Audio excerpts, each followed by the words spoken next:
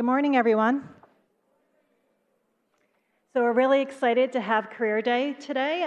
We have a great program set up for you. My name's Jessica Linicus, and I'm in charge of the College of Business career team and also employer relations. So all the people that came here are connected to the College of Business today, so there's a lot of great contacts. I'm just do a little housekeeping and remind you guys of what's going on. So everyone should have a Career Day brochure. If you haven't, you can grab one when you go over to Ballantyne. We're going to start with our keynote speaker, Kent Fanning, and the dean will be introducing him in a bit. And after this is over, you guys can walk over to Ballantyne Hall. We'll swipe you in again, so you get credit for coming if you're getting this for a class. And it will start at 10 a.m. Those are all about your majors. Just a note, there are 2 finance and 2 marketing. Those seem to be our biggest majors. There are 2 different rooms, so either one is fine to go in. Then following that will be our business skills discussion, which will start at 11:15. Following, you don't have to go out and re-swipe in. If you're completely new and haven't been, then you can swipe in, but you don't need to go back out and swipe. And those will go on to 12:15. Then you guys can head over to the Memorial Union for our career fair and internship fair. We have about 45 companies, a lot of different companies from different areas. That will go till 3:30. So from 12:30 to 3:30, you can go over to the career fair. It does say in the program that freshmen and sophomores are encouraged to go the first hour, but you're totally allowed to go anytime you'd like to go. It's just to kind of encourage the underclassmen to go earlier. And last but not least, we do have free LinkedIn photos, so we'll have a photographer over at Memorial Union in the student lounge. So if you haven't gotten your photo yet, or if you want a professional photo, there'll be someone there to do that for you as well. If you're a freshman, we do have freshman panels in room 360 at the Memorial Union. For internships, job shadowing, and also joining clubs and studying abroad. That's from 1:30 to 2:30 in room 360 at the Memorial Union. So again, we're really excited to have everyone, but we're glad everyone showed up. It's going to be a great day, so enjoy yourselves. Now I'm going to introduce our dean, Dean Abraham Poor, and he's going to come up and welcome us.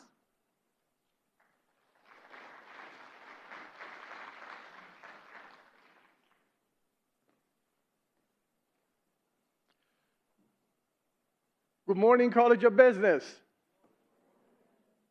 No, didn't cut it. Good morning, College of Business. Thank you. Thank you. Welcome. Welcome to you all. This is a great day. Finally, I see everybody in 3D.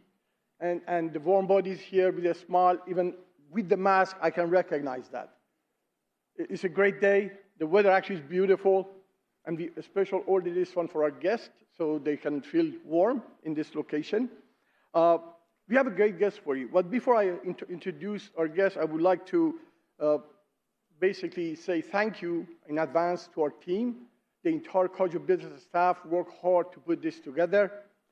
Special thanks to the College of Business Career Management team, Jessica Linicus, Catherine Jackson, and Lynn Finnegan, and to all other staff that are really supporting this program.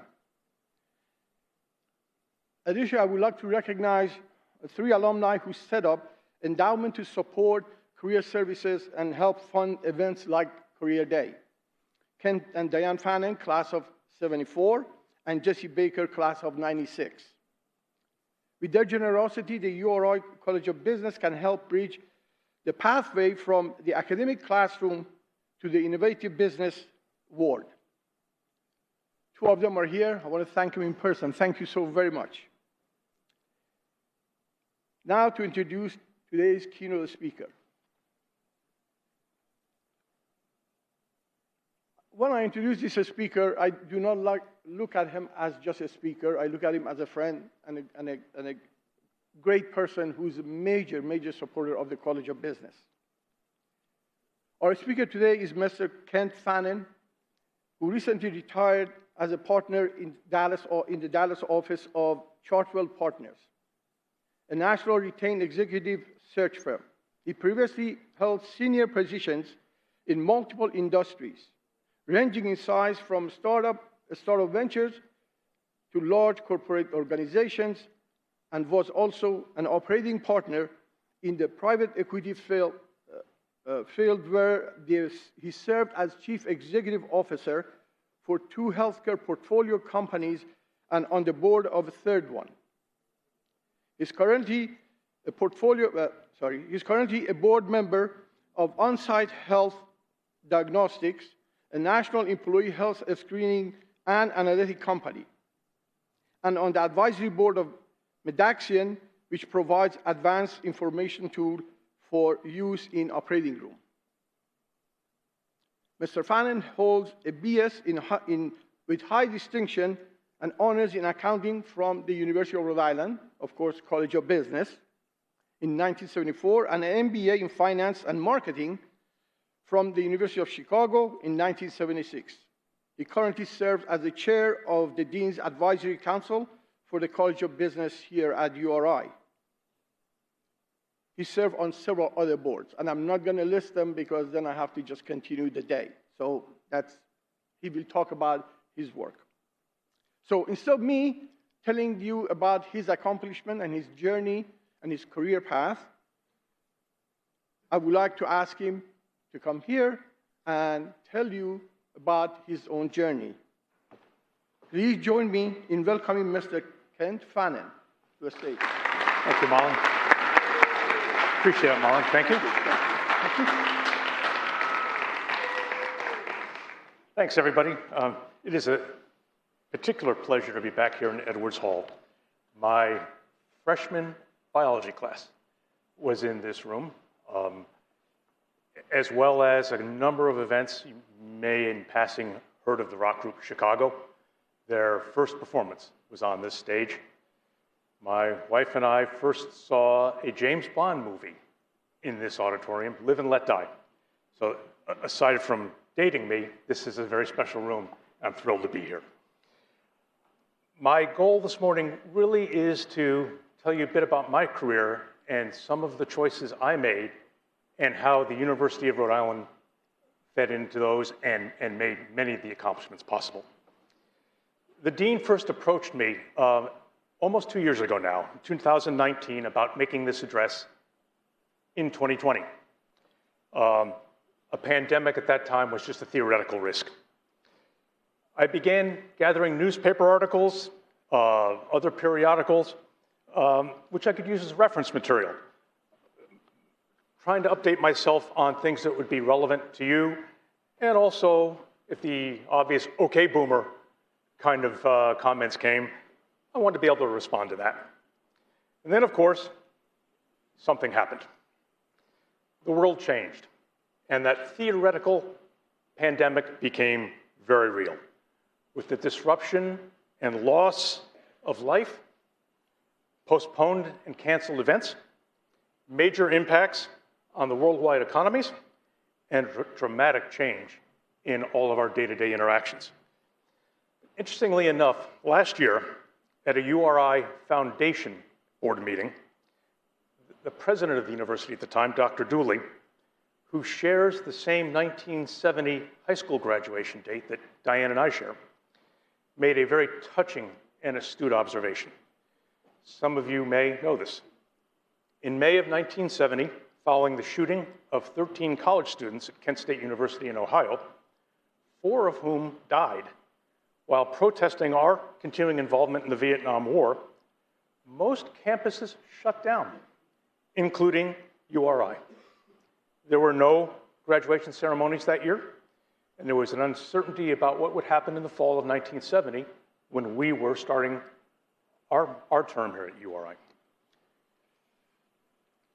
3 years earlier, a police shooting of a cab driver in Newark, New Jersey, set off a series of race riots that spread across the country. The 1968 assassinations of Dr. Martin Luther King and Robert Kennedy triggered nationwide rioting, destroying many inner-city neighborhoods and resulting in hundreds of deaths.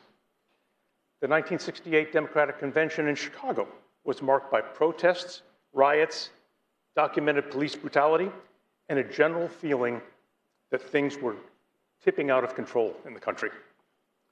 But as Dr. Dooley so correctly said, that was the environment when we entered college, and it marked our college years.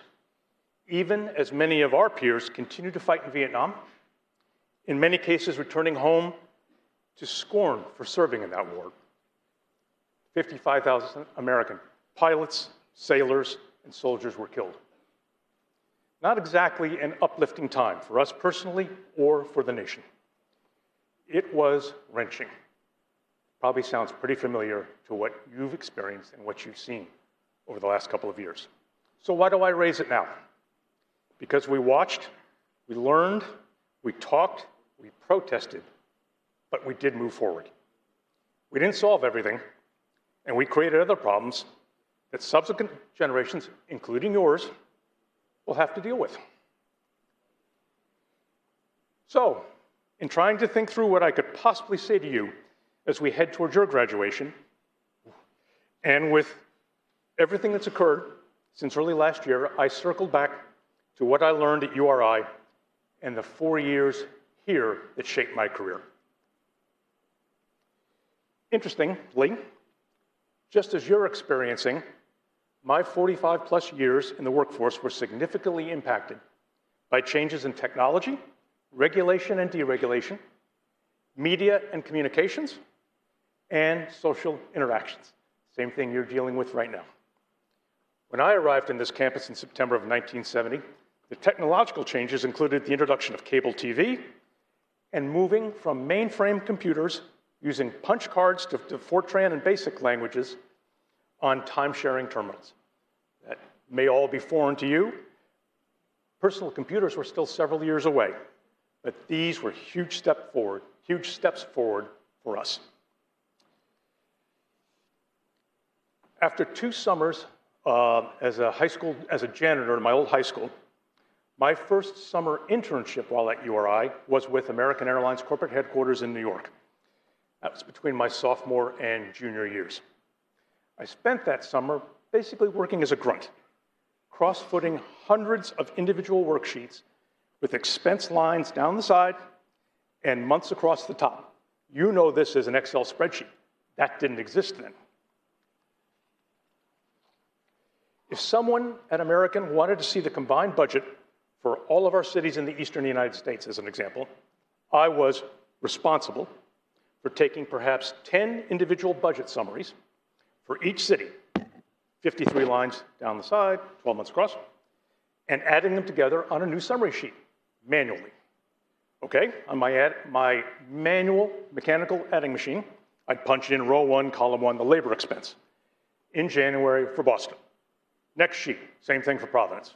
Next sheet, Hartford, Syracuse, Rochester, Buffalo, New York LaGuardia, New York Kennedy, New York Newark, Albany. All those sheets. So now I had the labor expense for the month of January for that division. Across probably 5 divisions, 50 cities. You want to talk about tedious, that would be it. This is kind of an example of what it looked like. This is a little dramatized, but rows and rows of analysts doing these spreadsheets. Towards the end of that summer, I approached the budget director and suggested maybe it would make sense and make everybody's job a little bit easier if we program this manual process using something I learned at URI, basic programming. When pressed what that would accomplish, I explained that we'd only have to enter the data once. And then from then on, we could slice and dice it, cut it any way we wanted to, and it would all be done on time-sharing terminals. I think he patted me on my head, wished me well for my junior year, off I went. I was hired back for another summer. And this time, I was hired back to undertake that project. Different computer language, but the same concept. So it turned out the URI summer kid, as they had nicknamed me in New York, designed America's first automated budgeting system. And that probably sounds crazy to you now, but it's the truth. An idea from here became the budgeting system at American Airlines.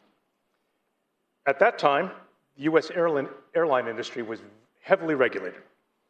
Unlike now, each US airline had a defined route system, and you couldn't add or drop routes, you couldn't change fares without applying to what was then called the Civil Aeronautics Board, or CAB. And so they basically controlled everything an airline did. We competed on such things as in-flight meals, movies, legroom, things that you could only dream about today. To support this regulated environment, each airline submitted monthly traffic data, number of passengers carried, number of miles traveled, and detailed quarterly financial data, all broken down by individual airplane types, 727s, DC-10s, 747s. Again, this data was public. It was filed with the CAB, and it was used to support routes, possible route entries, and fares.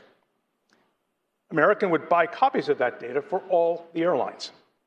We'd enter that information into a mainframe database, and then we'd use time-sharing computers and terminals to develop reports comparing our operations and financial performance to our big competitors, United, Delta, and other airlines, which now are long gone. I spent part of that summer between my junior and senior years working for the Director of Industry Analysis, who, as an aside, became a lifelong partner, mentor, and friend, and I hired him 25 years later as a CIO in a healthcare company. That was an eye-opening summer. Following my senior year here at URI, and having written my URI accounting honors paper on the accounting and reporting issues in the airline industry, and about to head off for an MBA, I was again hired as the summer kid, this time to use that same public data to support the senior analyst who was using that information to file American's fare requests. But late that summer, he quit. And I went off to Chicago. And the company realized, wait a minute, who was gathering all that data and who was reporting it? So for the next 3 months, they flew me back and forth between Chicago and New York to prepare the data so American could file for its fare requests. I spent a fourth summer at American between my 2 MBA years expanding the capabilities of that competitive database and supporting the company's treasury department in financing airplane acquisitions. Now, why have I spent time detailing all these summer jobs? It's because of the confidence and skill sets I learned at this university, the early knowledge of computer systems, the accounting and analytical skills used to compare Americans' performance to competitors, the understanding and accounting issues of a regulated business, detailed return on investment analyses, tax issues facing a capital-intensive, not always profitable company, are all things I learned here in the College of Business and were the foundation for everything I accomplished throughout my career. The point being, you have fresh ideas. Bring them, use them. After completing my MBA, and with several employment opportunities in different industries, I decided to follow my passion and return to American because I loved the business, was known to the senior management team from the 4 summers I'd been there, including the company's soon-to-be CEO, Bob Crandall, who, as many of you may know, is a URI alum, and knowing that the industry was going to be deregulated and we would be transitioning from an engineering and legal mindset to an expansion-oriented, financially driven organization, the company began a very aggressive MBA recruiting program. I was initially hired full-time into the industry analysis function, but American at that time was highly entrepreneurial, so I developed a business plan to sell access to that same public database I told you about and actually turned it into a business selling access to it to other airlines. You think to yourself, well, that's crazy. You're selling information to a competitor. Well, again, we were regulated. The data was public. All we did was develop tools where you could get at it easily. My last 3 years at the company were spent helping grow its Sky Chef's in-flight catering division, which people to this day might look at a catering truck and say, oh, really? But they also had an airport restaurant division, and we turned that into a very profitable business that American subsequently sold, which gave me my first taste of a corporate level, create value and sell. Again, all from here. My experiences here at URI came into play again in the early 1980s. American moved their corporate headquarters to the Dallas-Fort Worth area in 1979, and as a 3-year experiment, Diane and I, 42 years ago, saw the move as a great opportunity, even though she was progressing in her advertising career with a large New York-based ad agency. But with a long-time interest in the media, and having spent 3 years at WRIU, including as a disc jockey, sportscaster, and general manager, here he is, I was intrigued when I was contacted about becoming the chief financial officer of the public television and radio stations in Dallas. They go by the name KERA. At that time, early in the Reagan administration, public broadcasting was in turmoil, as the Reagan administration was proposing to discontinue federal funding for public TV and radio. Stations like WGBH in Boston and WNET in New York had developed profitable programming and video sales operations to generate revenue. The board of the Dallas stations realized they needed to transform their business model, so they recruited a new CEO who then recruited me to run the business side of the operation. Over a 4-year period, we redeveloped the infrastructure, made an aggressive push into program development with a requirement that any new projects, funded projects, contribute 25% of their funding back to support our local programming efforts. We settled an ongoing Federal Communications Commission action on a fight for a second TV station, which would have competed directly with us, by merging the two companies. And then we sold the second station, which provided an endowment for KERA's foundation. Near the end of my 4 years at KERA, our board chairman called KERA the most profitable nonprofit he'd ever been associated with. Apparently, I looked shocked at being called profitable, to which he laughed and said, "Kent, don't look so worried. In Dallas, that's a compliment." As an aside, because of my WRIU experience, I ended up hosting numerous television and radio pledge drives and co-hosted a weekly call-in sports show with a prominent Dallas area sportscaster, which gave me a new comfort in public speaking and presentation skills. Again, all from URI and WRIU. Wasn't the best slide to pick, but this is to indicate you came here with a sense of adventure. That's something I have always tried to do too. In mid-1987, interested in returning to a real for-profit company, I joined one of KERA's board members in his startup, a retail venture in the floral products industry. At that time, the cost of goods sold for your average mom and pop florist were often 50 to 60% due to purchasing inefficiencies, waste, and spoilage.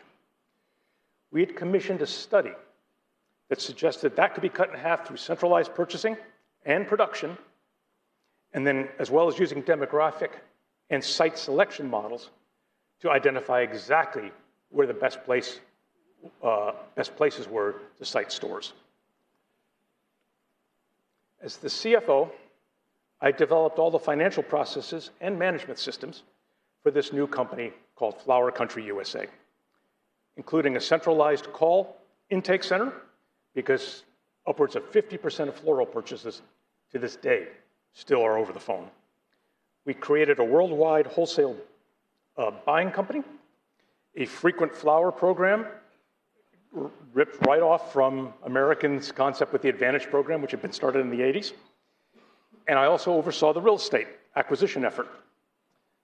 The concept was to develop a presence in metropolitan areas such as Dallas, Fort Worth, Houston, Atlanta, Phoenix, and other cities around the country, and not in New York or LA, which have huge ongoing floral markets.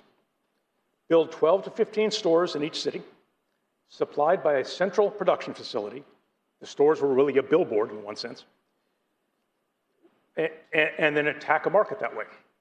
We successfully tested the concept in San Antonio, and coincidentally lowered the cost of goods sold to about 28%, closed 2 private equity placements raising over $5 million, including an investment from Federal Express, who at that time was primarily a document transmission company, but were rapidly looking at the consumer market, which of course is what drives their business today.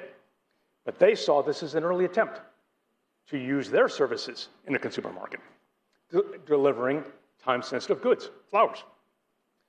And we undertook a ground-up start in the Dallas-Fort Worth area with 12 stores and that centralized call-in center I mentioned in a metro area of, at that time, about 4 million people. It's double that size now. As you might expect, Valentine's Day is the biggest floral day of the year. This was going to be, in 1989, our proof of concept. Proof of concept meaning if we're successful in showing what we can do, we can raise additional money and then go out and expand across other parts of the country. A few days before Valentine's Day, when our production manager and myself told our CEO that we thought we had booked as many orders as we thought we could produce and deliver, he suggested we, quote, blow the doors off. So we staffed up to make the product and anxiously awaited for deliveries to start on February 14th, when it rained like hell, close to icing, creating traffic jams all over North Texas. In the end, almost half of the deliveries were late or were never delivered on the key date for flower deliveries, our proof of concept date. Apologies and refunds were not enough. We burned a significant amount of cash producing the product and hiring extra drivers.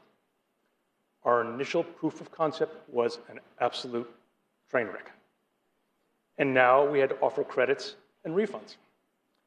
On top of that, coincident with the banking collapse in Texas and the Southwest in the late 1980s, all the build-to-suit real estate financing disappeared. Landlords who had committed to building our stores disappeared into bankruptcy, taking our down payments with them.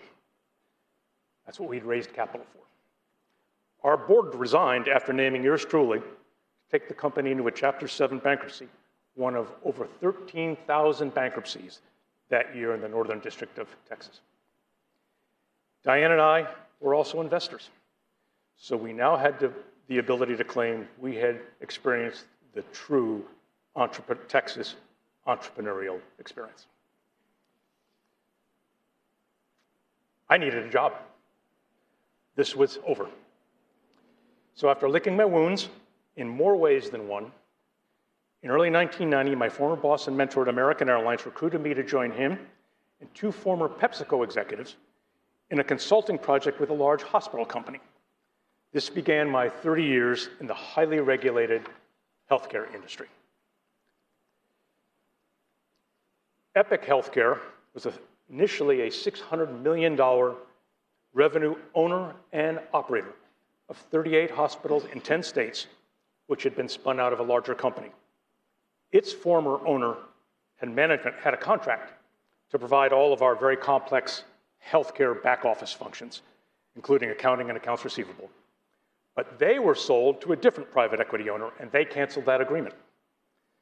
So the CEO at Epic hired 4 of us as consultants to rebuild the necessary processes and systems, with my focus on the financial systems, processes, and people. We undertook a major decentralization of these functions back to the individual hospitals. That's where they belong in healthcare, as close to the service point as possible. And over a 2-year period, successfully accomplished the project.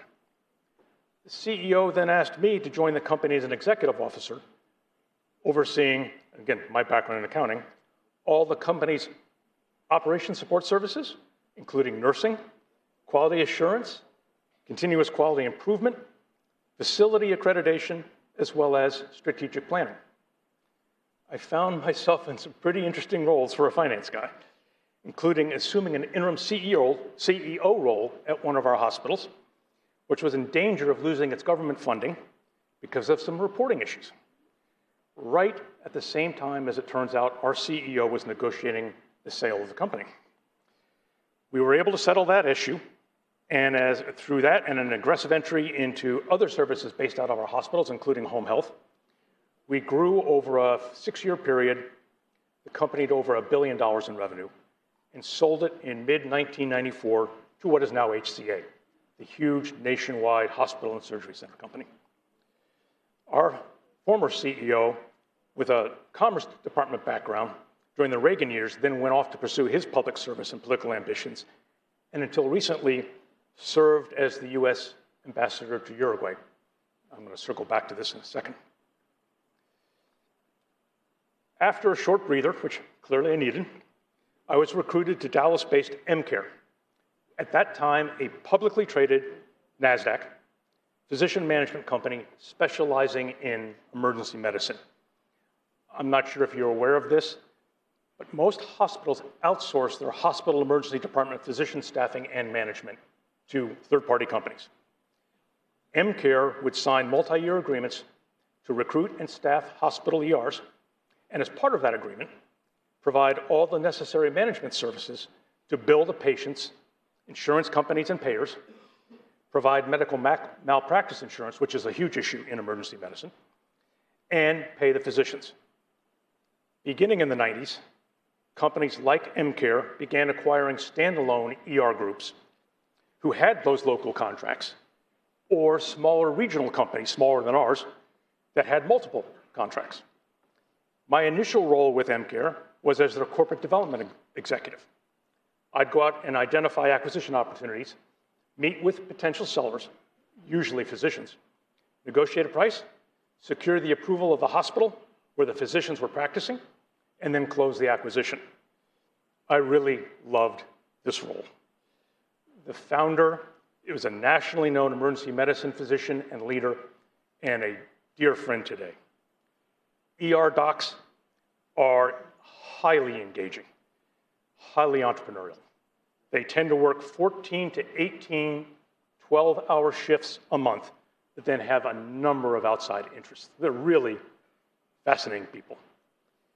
In my first 6 months with the company, we grew it from $200 million to $250 million in revenues, basically through those acquisitions, which triggered a successful sale of the company to a large Canadian corporation who also had some other US healthcare holdings.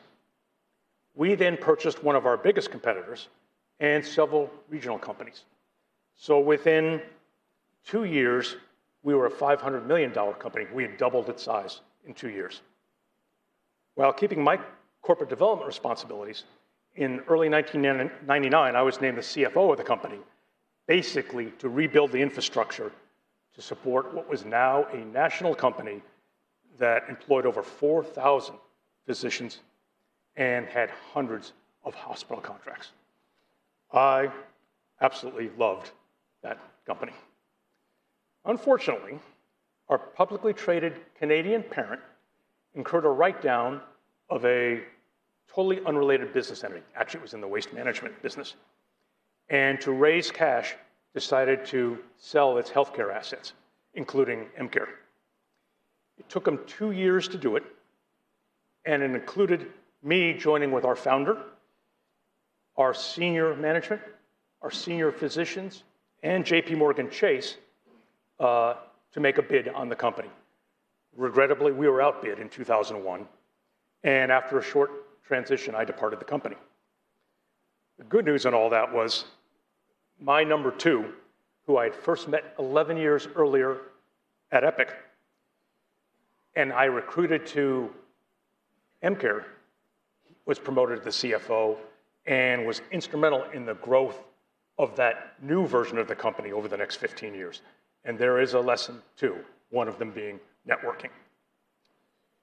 So again, I needed a new job. I spent the next 5 years with 2 investment firms in transitional CEO, board, and advisory roles, primarily in healthcare. As CEO of another regional emergency medicine staffing company, this one based in St. Louis, I managed the company through a previously failed malpractice insurance strategy. As I mentioned, that's a key element of emergency medicine, and then sold that firm to a larger company. I served as a board member of a Nashville-based home health laboratory company, which we sold to Quest, the big national lab company. I served as CEO of a New York-based women's infertility benefits management company. Diane looked at me and said, "You're doing what?" Managing an infertility benefits management company. But that is a very trying existence, being on the road constantly, working in different cities. So I was very intrigued when a longtime friend and neighbor in Dallas, who had his own boutique executive search firm, reached out to me in the late 2000s and suggested I join him. We both had a healthcare facilities and services background. We're both healthcare operating executives. We'd brought the been there, done it experience. Now, I ended up joining the business right into the Great Recession of 2008 and 9, when executive hiring basically stopped, but then enjoyed the resurgence when it restarted in 2010. The executive search business has gone through exactly the same thing in the pandemic. Hiring at the executive level basically stopped, but it's surging again now. In 2014, I joined a larger firm that had multiple specialties, but my specialty remained healthcare, although the first search I did in this larger firm was actually back in aviation. But as Diane and I had long planned, she had retired at the end of 2018, and I at the end of 2019, although we both worked with our firms through another year. So, what takeaways can I provide you from these experiences? First, never hesitate to use what you've learned. You've invested your time and money to attend this university and the College of Business. So don't be hesitant to try to use what you've learned. The real world will respond if you're a bit off base. They did to me all the time. But aside from you creating some catastrophic event, which is really unlikely, especially after what's happened this year, over the last year and a half, the worst that's going to happen is somebody's going to tell you your idea won't work. My idea in a first summer job about computerizing a major company's budgeting system was dismissed until next year somebody had the same idea and asked me to do it. As the floral company demonstrated, if you're sure of your position, stick to your guns. Our CEO's motivations were logical and admirable, but it didn't consider blank, blank, it happens. And it does happen. We left no room for an event or even something we couldn't control, rain. Second idea, don't be afraid to try new things. I'm a boomer, and I think my parents assumed I'd work for one or possibly two companies in my career and then retire, as was typical of many careers after World War II. I initially thought I'd work for American Airlines my entire career, loved the business and the company. But when my entrepreneurial spirit kicked in, I changed companies and industries several times. A major airline going through deregulation, a broadcasting company which needed new revenue streams, a startup retail venture that took off like a rocket ship and came down just as fast, and 30 plus years in multiple companies in the dynamic and complex healthcare environment. I wouldn't trade any of it now.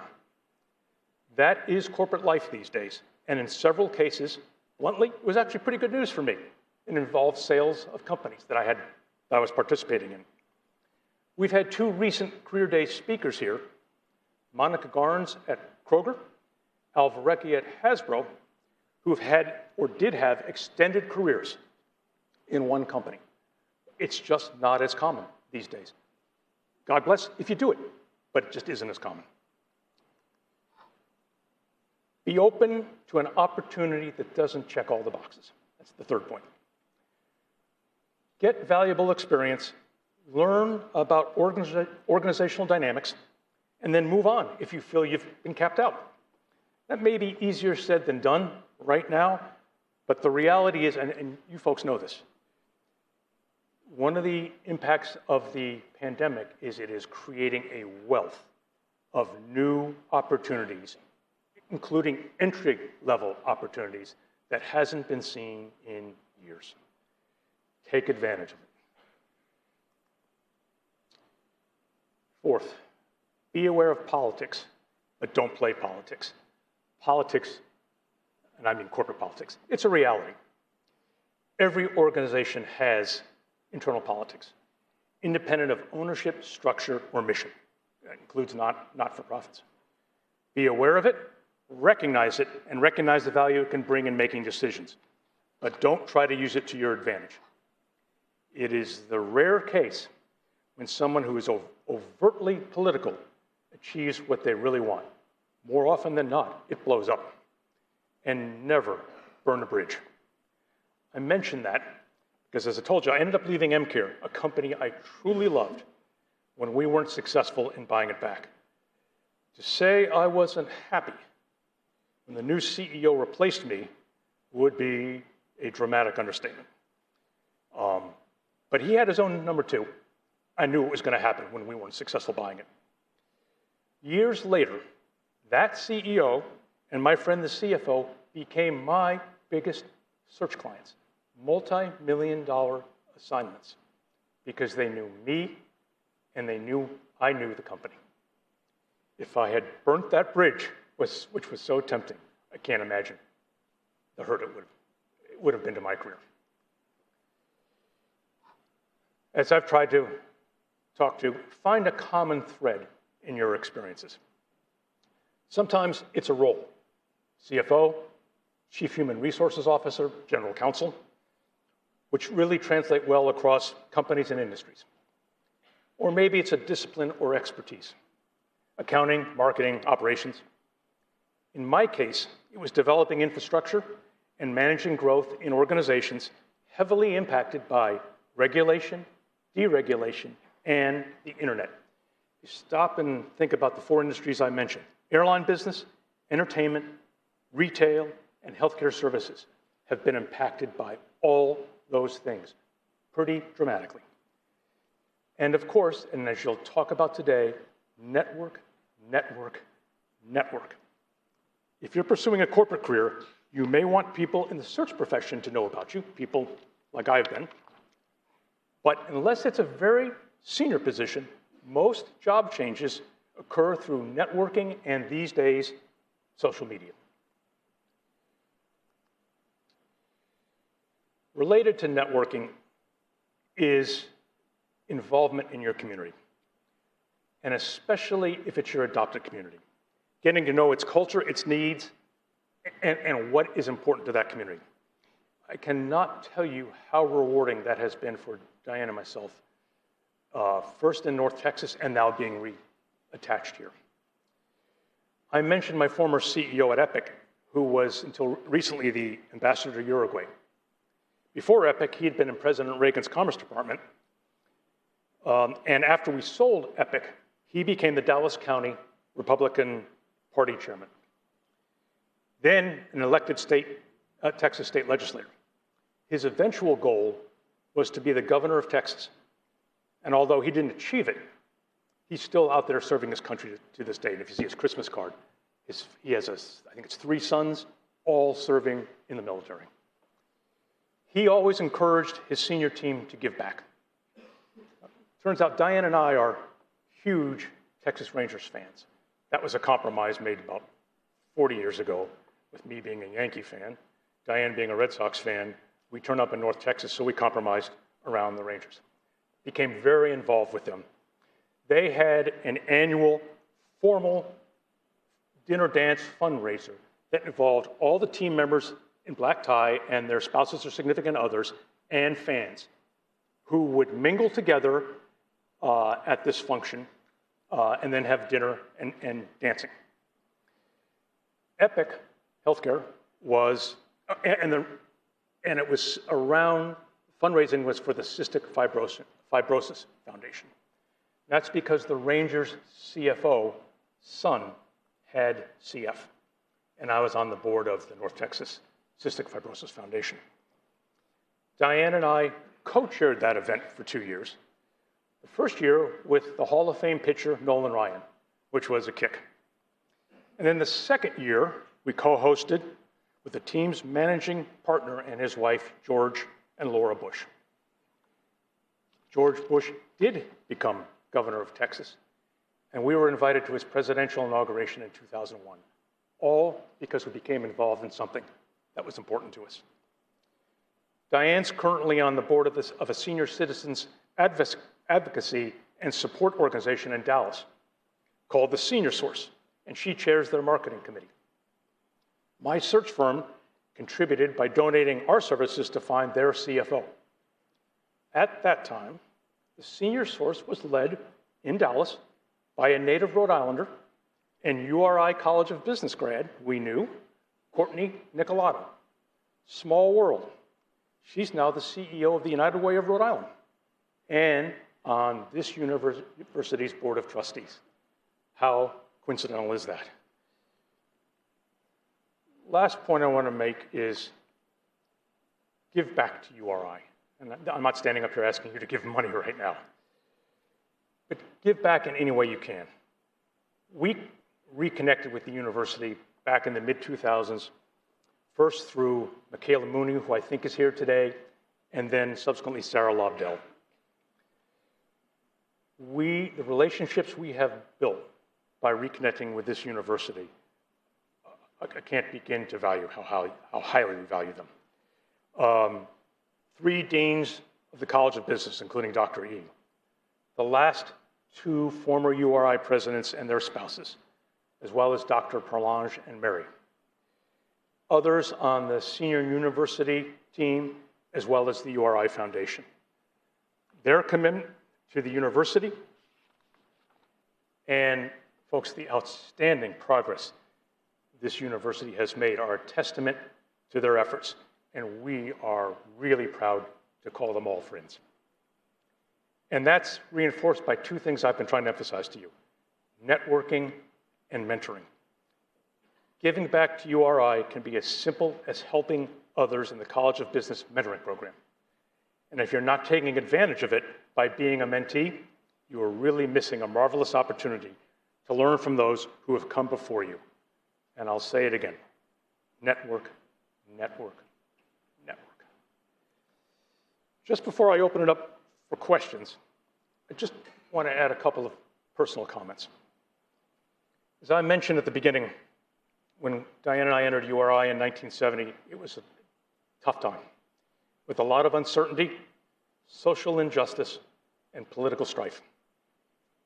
It took the end of our Vietnam involvement, the next 2 presidential administrations, and an overall recognition that we had to work across differences of opinions to move forward.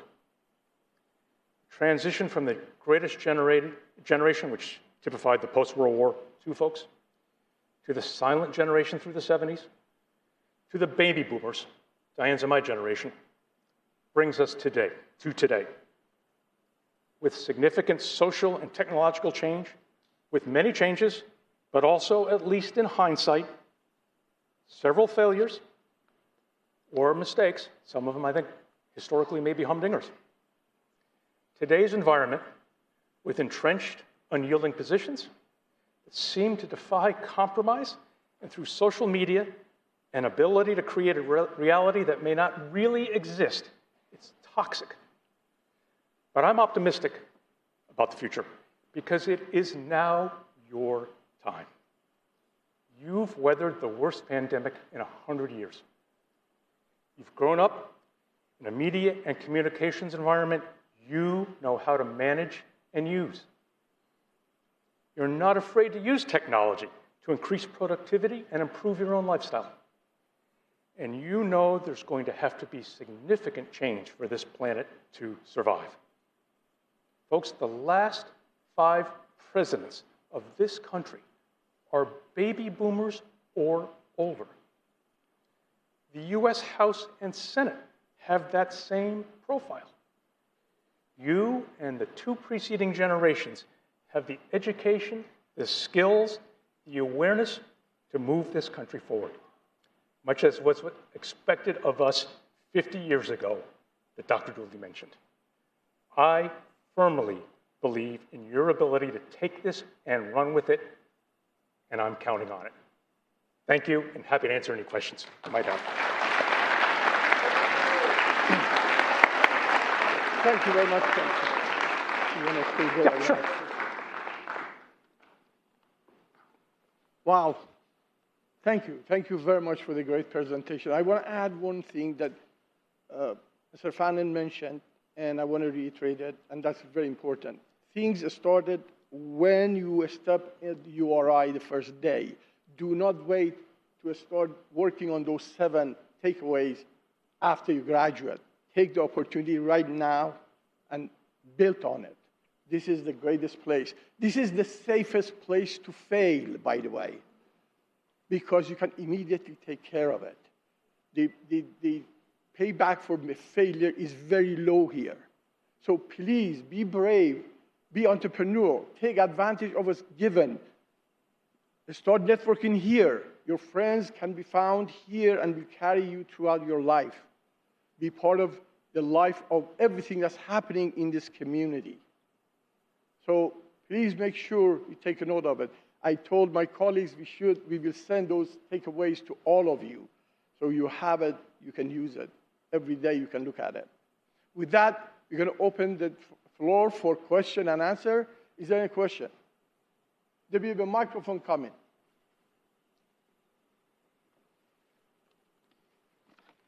So you started getting involved, like you said, after your junior year and your senior year of college, whatnot. What was your motivation to start pursuing it your junior year? I feel like that's a lot of age groups right now in this room. So what's your type of motivation? What got you started? I'm not sure I totally heard the question. It's a mask issue. Could you try again for me? So you started your jobs your junior year, your senior year of college. That's a lot of the similar age groups that are in this room right now. Correct. What was your motivation to begin, arguably, at the period of our lives that we're in now? I had spent the first couple of years in college, as I mentioned, at my old high school, doing summer janitorial work. I was really trying to find something that would add to my future career. And I started networking. My dad helped me network into American Airlines. And the motivation really was, let's see if I could find something to do that built on my education versus my manual labor, bluntly. And I hope I'm answering your question, but I really wanted to begin to apply things I had learned here. That was the motivation. Does that answer your question? Yeah. Uh-huh. Hi. Right over here. Hi. Oh, sorry. No, you're good. I feel like one of the main themes of your lecture or your speech today was failure, and I feel like a lot of times today people are afraid to take opportunities because they don't want to face failure. My question to you is, what is your advice to us about how to handle diversity and failure in today's world? A quick answer is, first and foremost, what we talked about earlier, networking, making sure you have a support base. Second, bluntly, a life partner. I wouldn't be here without Diane. Pick each other up at times. The failures really do hurt, but it is all part of learning.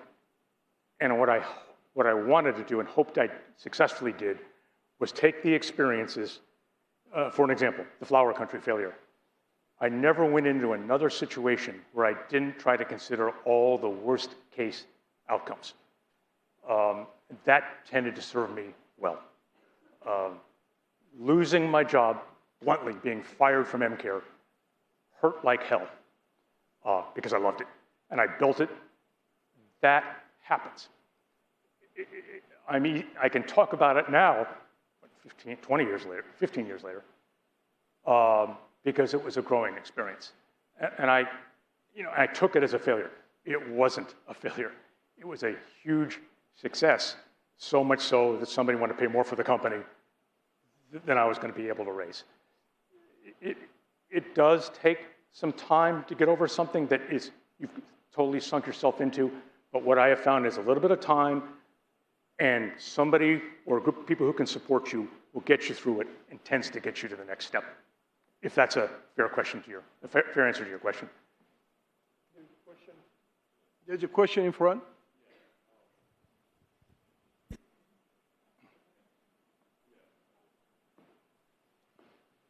So basically, like, what made you like fall in love with like business in general? Like, was it like at a young age, like say like 13 years old, you just like were learning from your father, or like? It's a great question. I took a business law and accounting class either my junior or senior year in high school, and absolutely fell in love with it. And when I was admitted to URI, it turns out I was not admitted to arts and sciences, but rather business. And with the thought I could transfer out. It took me about a day to get over that. And it just met so many like people here in the College of Business. It became my home. True story, I was actually accepted as a transfer student to Notre Dame in my sophomore year. And big Catholic family. My mom was thrilled. She was finally going to get one of her 5 kids to a Catholic school. When I turned it down because I'd become so involved with the College of Business, I'm not sure my mom spoke to me for a while. She much later said, oh, good choice. I hope that's helpful. Any other question? Could you elaborate a little bit more on the mentor program here at URI? About the core program? Yes. Oh, the mentor program. Oh, yeah, the mentor program. The mentor program. I'm probably not the best person to speak to the mentor program in detail.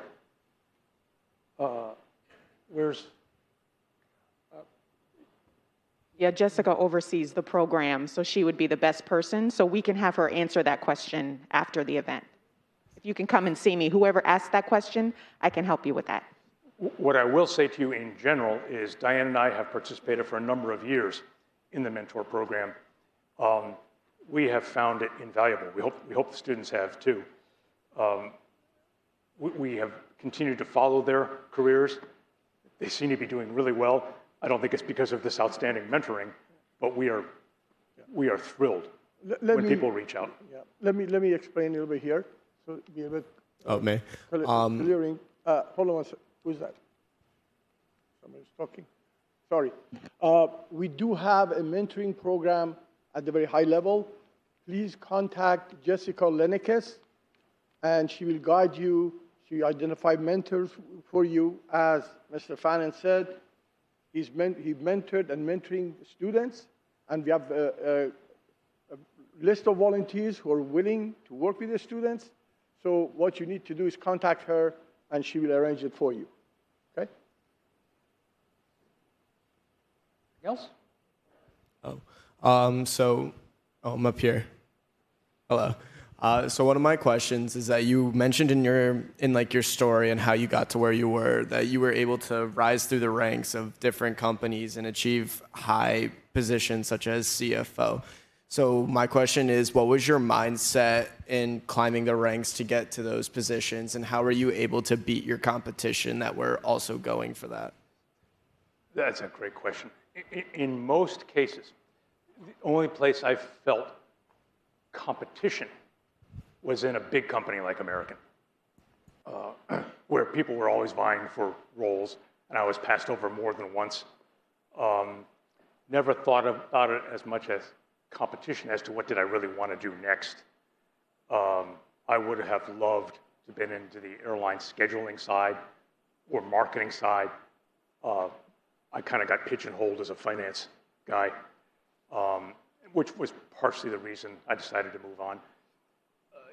In other cases, I was the person. There wasn't competition involved. In the Epic healthcare situation, I was promoted into a position, full-time executive officer position, because the corporation's COO at the time and the CEO actually weren't getting along. The COO exited, and the CEO decided not to refill the job, and there was a very strategic reason why, which I didn't realize at the time. That was one less executive head, which in selling the company he didn't need to worry about. So instead, they took me and reassigned those various functions. So I would happen to be the right guy at the right place at the right time in that case. I would have loved to remain with MCare and the company it became. I wasn't the successful bidder. That happens. Hope that answers your question.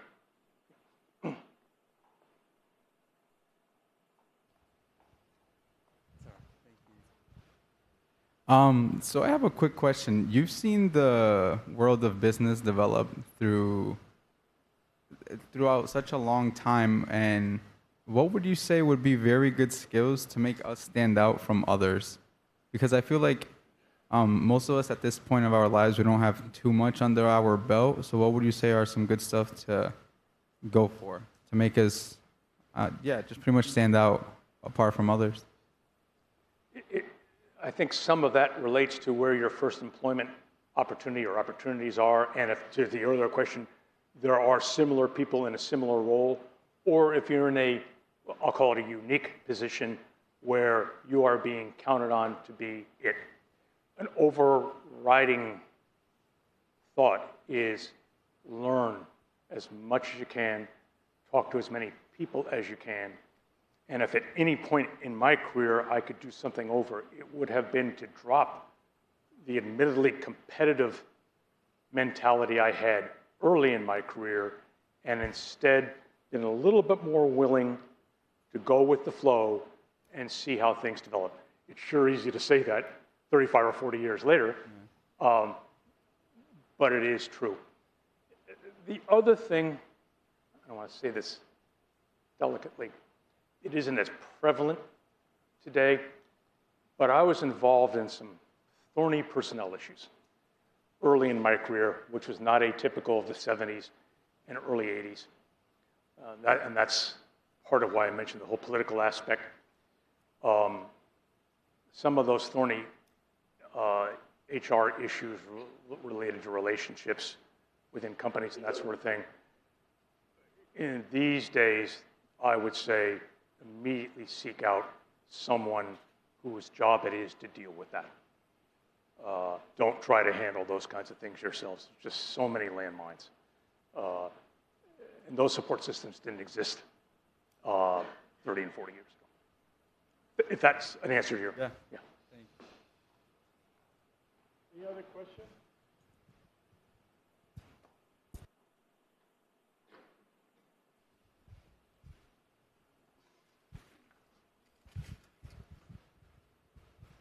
Hi, I was just wondering like what your main tip for networking is, because I feel like it's kind of like intimidating to approach, so yeah. I'm sorry, again, it's a mask. Oh, sorry, can you hear me now? Yes. What is like your main tip for networking? Because I feel like it's kind of intimidating right now. Well, first and foremost, and you've heard this repeatedly, I'll simply say it again, digital is forever. In my years in the executive search business, as social networking and multiple platforms became available, what used to be day-to-day reaching out, talking to people, you can now scan the internet and use tools like LinkedIn. As importantly, if there's something out there that conflicts with a formal process like a LinkedIn, one of the first things we would do is we would check resumes against LinkedIn. If they had different dates, different responsibilities, red flag. We would also, bluntly, Google your name and see what pops up. I learned that lesson the hard way on a search, where a client company had decided to hire a specific executive, and on doing a background check, a couple of flags popped up. and they had to withdraw an offer. Didn't look particularly good for me.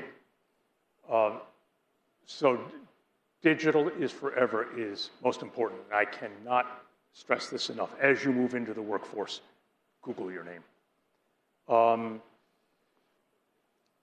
LinkedIn and similar are very useful tools these days, as at certain levels are Indeed and some of the other job boards you're aware of. I have been fascinated, just from a technological standpoint, by LinkedIn, because I knew when they were bought by Microsoft 4 or 5 years ago now, there would be a dramatic change in that as a social networking platform, which is exactly what's happened. LinkedIn used to be primarily aimed at people like us and people like you to get in front of us. That's changed dramatically. So if that's an answer for you, the established, business-oriented, social networking tools that you have now, and making sure there isn't something else out there that either conflicts with it or paints an entirely different picture. Is that helpful? I think there was a question down here. Somebody raised their hand. Okay, it looks like they got the answer. The question is not there. Any other question?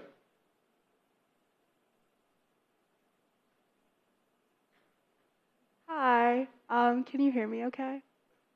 No? Can you hear me now? Yes, I'm Okay, walking forward perfect. like that's going to help. I was just wondering what made you want to pursue like graduate school right after undergrad? Because I know oftentimes like people wait on that and they enter the workforce full time and then do it. I thought I might get that question. That was a time when certain graduate schools, Columbia and Chicago being two notable ones, who would take people directly from undergrad. Had to have the credentials. I was certainly I was accepted at both of those, but both Stanford said no and Harvard said come back. Because I had those summers at American and had been in a corporate environment, I think that definitely helped, and it definitely helped in my education. But if someone was to ask me today, would I go straight through? The answer would be no. It would be, if you're interested in an MBA or other graduate degree, I'd highly recommend getting some work experience, full-time work experience, because it gives you a much better grounding for an MBA. You probably know, at least at the known national schools, they're almost entirely now experienced people. Very few, I think, have a direct from undergraduate path. And then the second reason is, for those big national schools, the cost is outrageous. A friend of mine, the Dean's Advisory Council, just sent me a note that mentioned the investment in an MBA, a 2-year MBA at a Chicago or similar, is somewhere in the order of $250,000 plus lost income. That's a burden. I think you want to have a little powder behind you. But mostly you'll benefit from an MBA with some real work experience. If I had to do it over again, that's what I would have done. You're running out of time almost. Is there any question, any other question? Last question. Okay. Appreciate it. Thank you very much. Thank you Best so wishes much. to all of you.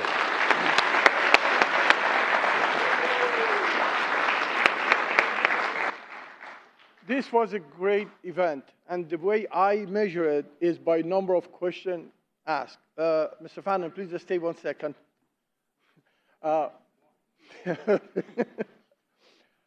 This was a great session. Thank you for asking questions and meaningful questions that not only help you to get the answer, it helps a lot of other people who are sitting here, had that question in mind but didn't ask.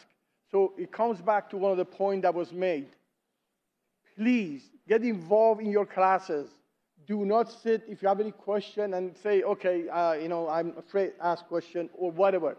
If you have question, please ask in your classes. Everything starts here at URI. Thank you very much. I have a small token of appreciation for Mr. Fannin. Thank you very much. Thank you. Thank you. Thank you.